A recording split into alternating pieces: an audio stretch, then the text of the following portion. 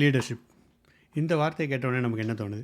ஏதோ ஒரு பெரிய ஆளு, ஒரு கவர்மெண்ட்ட நிர்வகிக்கிறவங்க, இல்லன்னா வந்துட்டு ஒரு கம்பெனில சிஇஓவா இருக்கிறவங்களோ, டிஎல்லா இருக்கிறவங்களுக்குலாம் தேவை அப்படின்னு நம்ம நெனச்சிட்ருப்போம்.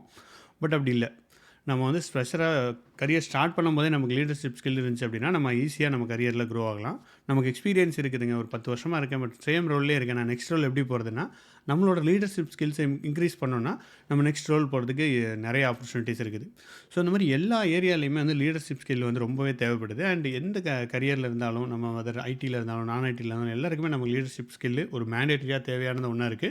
ஸோ நம்ம இத வந்து பெருசா நம்ம டெவலப் பண்ணிக்கிறது இல்ல. டே டு டே லைஃப்பில் நம்ம எந்த அளவுக்கு டெவலப் பண்ணிக்கிறோம் அப்படின்றது நம்ம ஒரு பெரிய கேள்விக்குறியாக தான் இருக்குது. ஸோ அதனால தான் இதை ரெகக்னைஸ் பண்ணி தான் நம்ம ஒரு leadership workshop and leadership entire கோர்ஸே நம்ம வந்து பிளான் பண்ணியிருக்கோம். கம்மிங் சாட்டர்டே அதுக்காக இன்ட்ரோடக்ஷன் கிளாஸ் இருக்குது. அதில் நீங்கள் கலந்துக்கிட்டிங்கனாலும் உங்களுக்கு லீடர்ஷிப்னா என்ன, அது எப்படி ஒர்க் ஆகுது என்னன்ற என்டையர் டீட்டெயிலே உங்களுக்கு கிடைக்கும்.